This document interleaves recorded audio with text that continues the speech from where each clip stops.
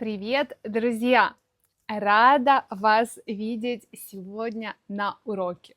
Спасибо за то, что проявляете интерес к русскому языку. Сегодня я объясню вам, как использовать выражение со словом «душа» в русском языке. Но поскольку просто представить эти выражения и объяснить, что они значат по-русски, мне чуть-чуть скучно, я решила, что представлю вам более широкую картину и дам культурологический контекст. Что значит культурологический контекст? Существует такой подход к языку, согласно которому каждый язык не является просто калькой или копией реальности. Нет, язык содержит определенную картину мира. Почему так происходит? Потому что разные языки по-разному структурируют реальность. Языки по-разному членят эту реальность на категории. И эти категории во многих языках очень похожи, но они не идентичны. И это является основой для исследований. Почему в одной культуре существует такое понятие, а в другой культуре этого понятия нет, зато существует и играет важную роль какое-то другое понятие. Существуют целые направления исследований и целые научные дисциплины, которые изучают связь языка с мышлением. Таким направлением является, например, когнитивная лингвистика. И также существуют направления, которые изучают связь языка с культурой. И в моем сегодняшнем уроке я хочу вам представить элементы такой когнитивной лингвистики. Одним из самых выдающихся исследователей, а вернее исследовательниц, является Анна Вишбицка, которая по происхождению полька, но жила всю жизнь, если я не ошибаюсь, в Австралии, в любом случае в англоязычной стране, ее дети билингвы, но при этом она прекрасно владела русским языком. Анна Вишбицка исследовала русский, польский и английский языки, сравнивала важные понятия и важные культурологические концепты, которые присутствуют в этих языках. Я рекомендую всем, кто интересуется данной темой, прочитать ее исследования. Я оставлю ссылку в описании. Это действительно интересно. Но на нашем сегодняшнем уроке я коснусь только темы душа и концепта душа, который, как показывает Анна Вишбицка, играет огромную роль в русском языке и в православной культуре. Причем этот концепт, это понятие души имеет очень большое значение в языке и в культуре. И как мы понимаем, что это имеет значение? Почему мы так думаем? Потому что слово «душа» появляется в текстах очень-очень часто. И также в языке существует очень много выражений, устоявшихся выражений с этим словом, которые помогают нам описывать свои состояния и ситуации, выражать мысли. Вообще, что такое душа? Душа — это самостоятельное, отдельное понятие. Это что-то другое, чем сердце и чем совесть. И душа — это больше такой сосуд для эмоциональной жизни человека, который определяет его духовный мир. Это что-то, что действительно трудно описать и понять. Поэтому первое выражение, которое я вам сегодня объясню, это чужая душа потемки.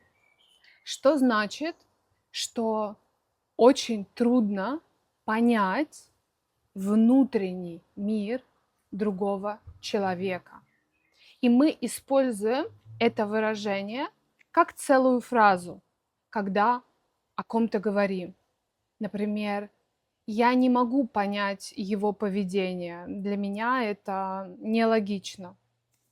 Чужая душа потемки. Следующее выражение на сегодня — это вкладывать или вложить душу во что-то. Что значит отдать всю свою силу, всю свою энергию и все позитивные эмоции чему-то. То есть быть эмоционально очень связанным с чем-то. Она вложила всю свою душу в воспитание сына. Или он вложил в этот проект всю душу. Второе, близкое по значению выражение, это делать или сделать что-то с душой.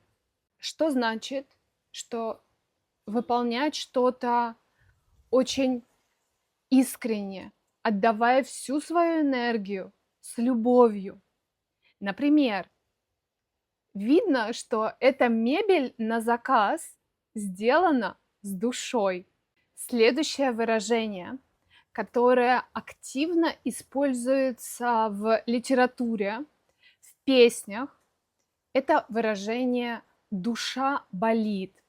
Что значит, что человек испытывает сильный эмоциональный дискомфорт, что ему плохо, и он не до конца понимает, почему, что испытывает состояние такой сильной эмоциональной неудовлетворенности.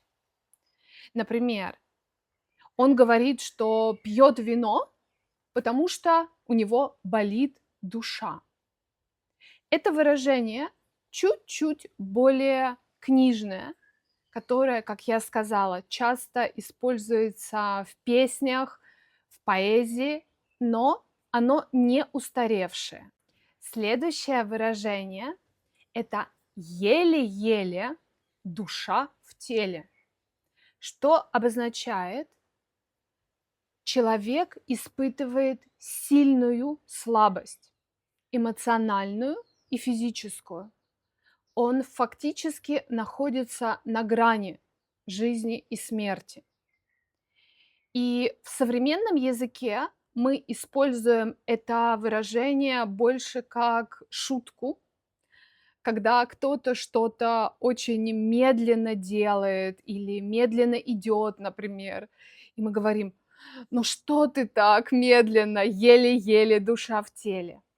То есть в современном языке это выражение используется чуть больше в ироническом ключе. Что-то как бальзам на душу. Это значит, что что-то приносит нам чувство внутреннего успокоения, утешения, облегчает боль. И очень часто мы говорим, что слова, чьи-то слова — это как бальзам на душу. Например, после всех наших ссор твои слова о прощении для меня как бальзам на душу. И это выражение используется в современном языке. Следующее выражение, которое мы действительно часто используем, это в глубине души. Что значит где-то глубоко скрытая правда в нашей психике, которую мы не понимаем рационально, но интуитивно понимаем. И я бы сказала, что это выражение используется в двух контекстах немножко по-разному. Первое. В глубине души я чувствовал или чувствовала, что все будет хорошо.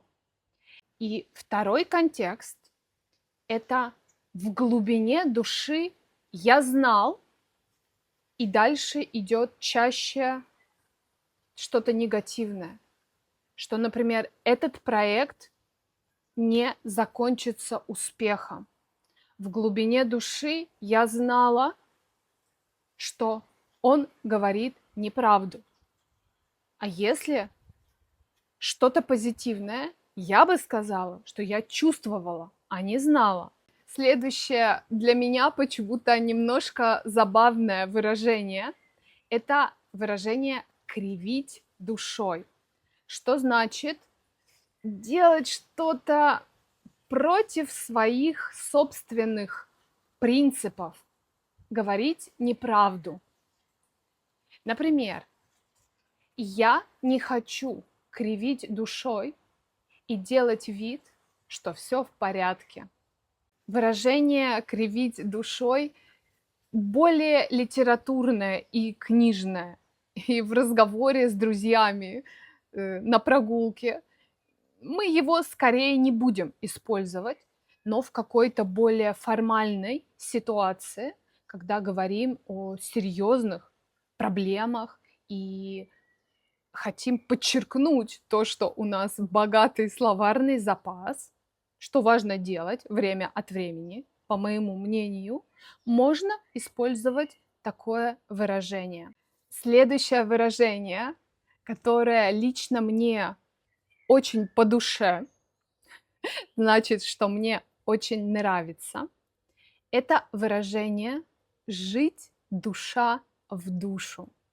Чаще всего мы так говорим о партнерах, о муже и жене, которые живут в полной любви и согласии, что у них нет серьезных конфликтов, они стараются поддерживать и любить друг друга.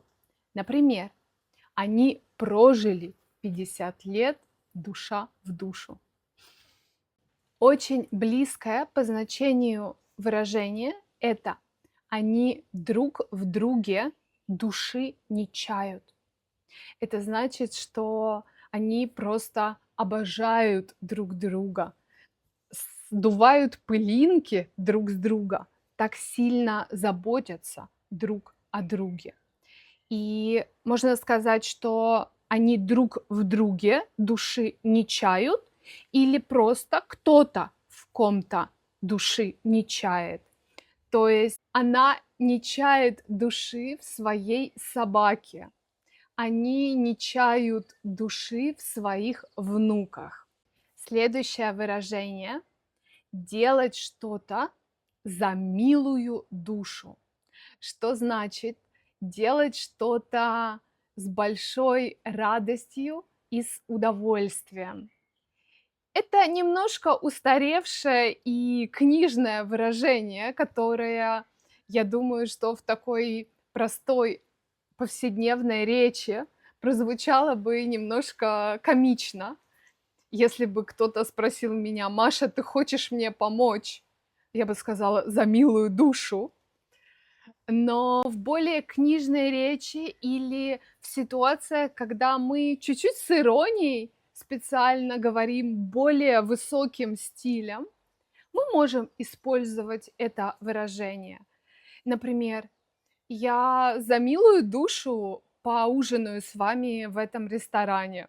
И еще одно выражение на сегодня, которое лично я очень люблю, это выражение «душа в пятки ушла?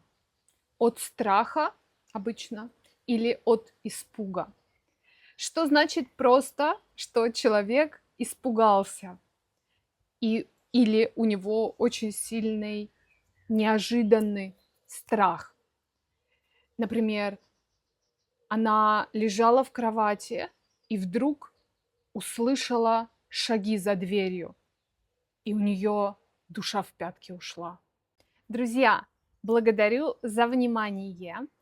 Оставляйте, пожалуйста, комментарии, насколько вам интересны культурологические аспекты языка, или вам более интересно практическое использование языка, и вы бы хотели услышать больше о грамматике русского языка и конкретном использовании грамматических, синтаксических конструкций в русском языке.